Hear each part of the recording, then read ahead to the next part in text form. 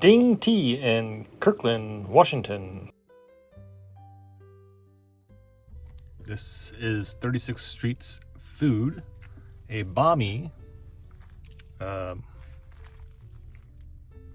It's pretty much a smushed bread in a penny presser.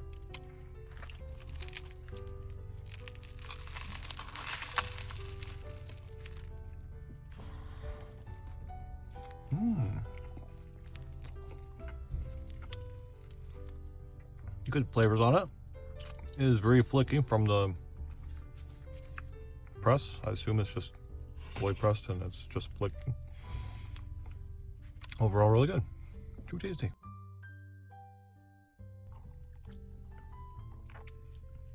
Wow.